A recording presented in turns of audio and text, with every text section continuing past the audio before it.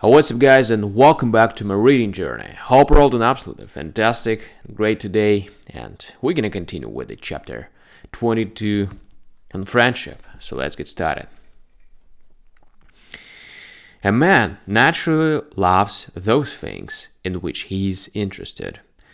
Now, do men take an interest in things evil? Certainly not. Do they take interest in what does not concern them? No, they do not. It follows then that they are interested in good things alone, and if interested in them, therefore love them too. Whoever then has knowledge of good things would know how to love them. But how could one who cannot distinguish good things from evil and things indifferent from both have power to love? Therefore the wise man alone has power to love. Nay, how is this? Says one. I'm not wise, yet I love my child. By the gods, I'm surprised, to begin with, at your admission that you are not wise. What do you lack? Do you not enjoy sensation? Do not distinguish impressions? Do not supply your body with the food that is suited to it, and with shelter and a dwelling? How is it then that you admit that you are foolish? I suppose because you are often disturbed and bewildered by your impressions and overcome by the persuasive powers. But by their persuasive powers, so that the very things that at one moment you consider good, you presently consider bad, and afterwards indifferent. And, in a word, you're subject to pain. You're subject to pain, fear, and why confusion change.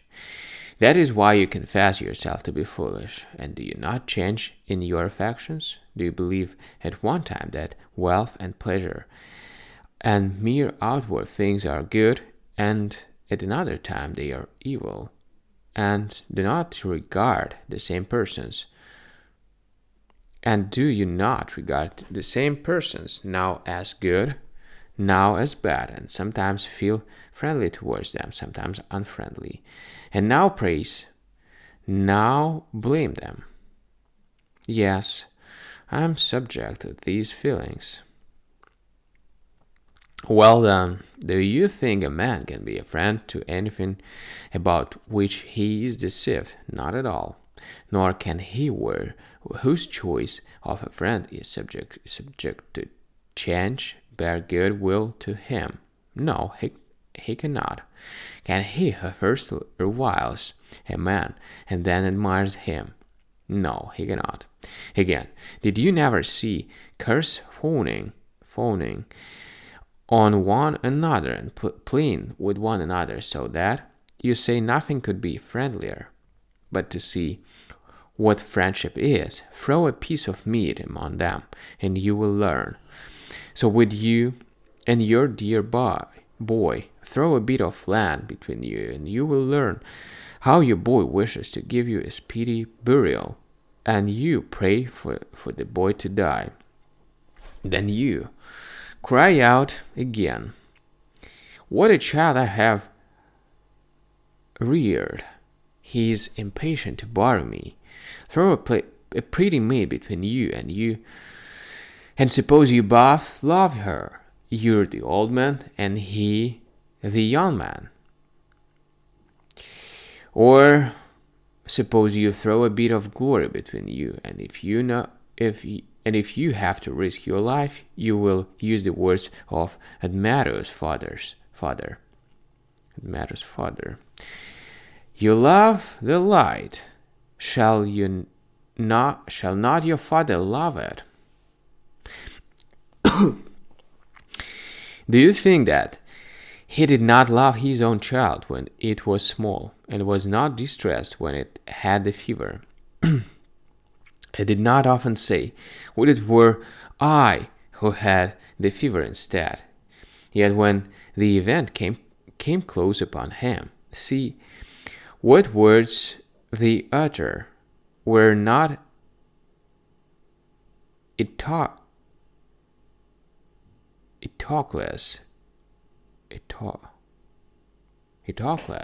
and Paulinus is born of the same mother and the same father. Were they not reared together? Did they not live together, drink together, sleep together, often kiss one another, so that if one had seen them, he would, no doubt, have laughed at the paradoxes of philosophers on friendship. Yet when the bit of meat in the shape of a king's throne fell between them, see what they say.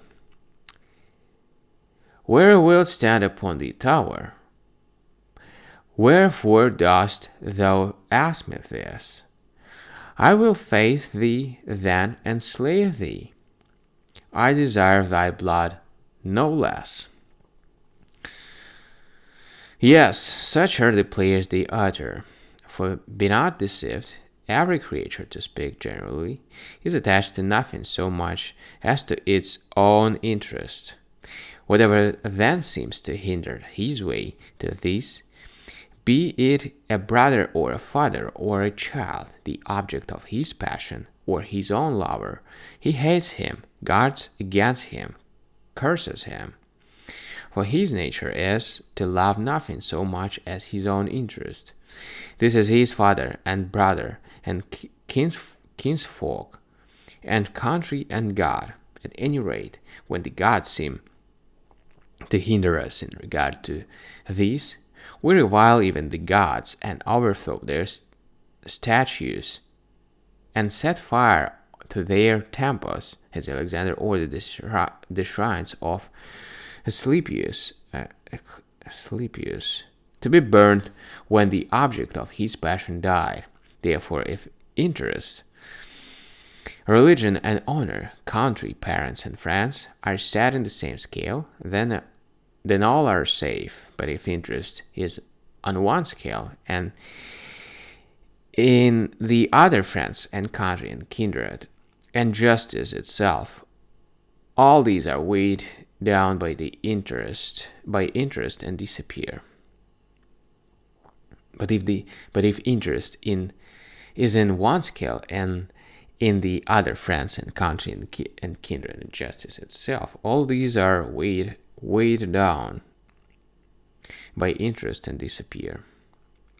For the creature must needs incline to that side where I and mine are. If they are in the flesh, their ruling power must be there. If in the will, it will be there. If in external things, it must be there. If then I identify myself with my will, then and only then shall I be a friend and son and father in the true sense. For this will be my interest, to guard my character for good faith, honor, forbearance, self-control, and service of others, to maintain my relations with others. But if I separate myself from what is noble, then Epicurus' statement is confirmed, which declares that there is no such thing as the noble, or at best, it is but the creature of opinion. It was this ignorance that made the Athenians and Lacedaemonians quarrel with one another, and the bands with Bath, and the great king with Hellas, and the Macedonians with Hellas and the king, and now the Romans with the Gadi. And yet earlier of this was the reason of the words with Ilion.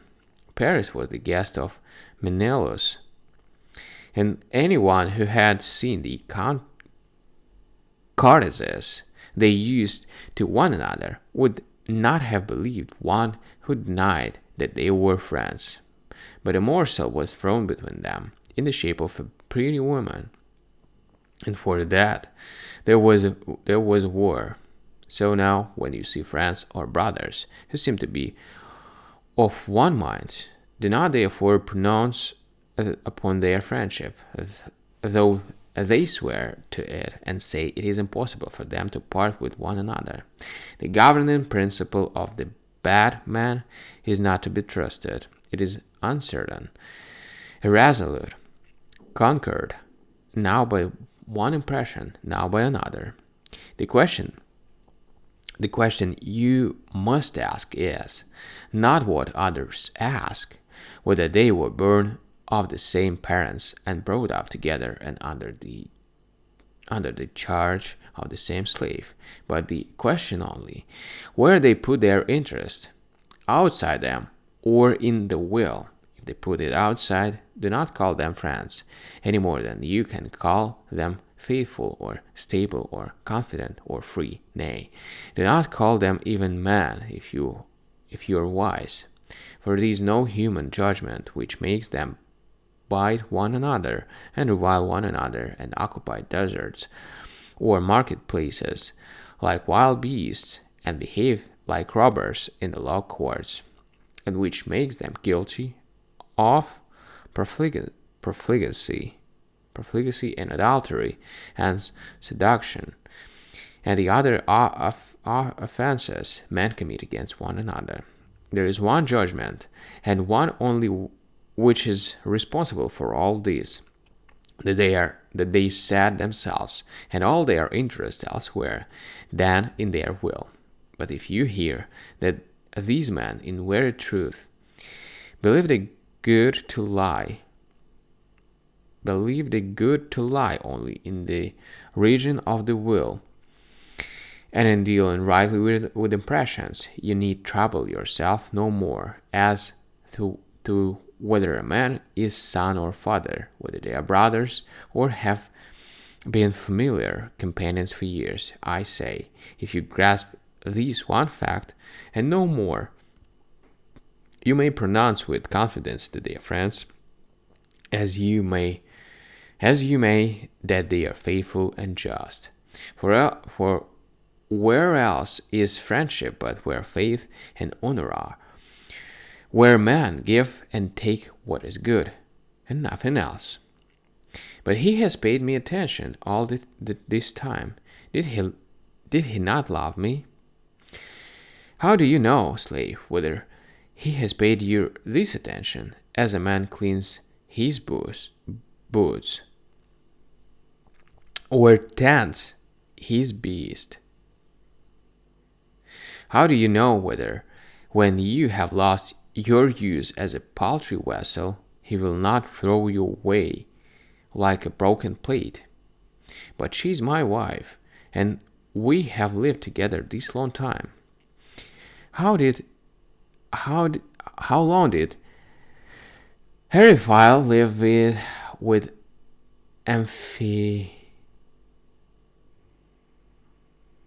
Amphiaraus, hey, and was mother of many children, but a necklace came between them. What do you mean by a necklace? Man's judgment about good and evil. This was the brutish element. This was what broke up the friendship, which suffered not the wife to be true to her wedlock, nor the mother to be a mother indeed. So let every one of you, who is anxious himself to be friend to another, or to win another for his friend, uproot these judgments. Hate them, drive them out of his mind.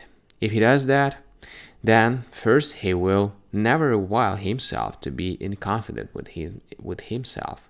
He will be free from change of mind and self-torture. Secondly, he will be friendly to his neighbor, always and absolutely. If he be like himself, and if he be unlike, he will bear with him, be gentle and tender with him, considerate to him as one who is ignorant and in error about the highest matters, not hard upon any man, for he knows of as certainty Plato's saying, no soul is robbed of the truth save involuntary.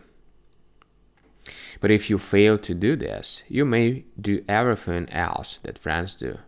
Drink together and live under the same roof and sail in the same ship and be born of the same parents. Well, the same may be true of snakes, but neither they nor you will be capable of friendship so long as you retain these brutish and revolting judgments. Alright, guys. So, again, thank you for joining me today on this video. As usual, we're gonna continue tomorrow on the next chapter. And thank you. See you and bye.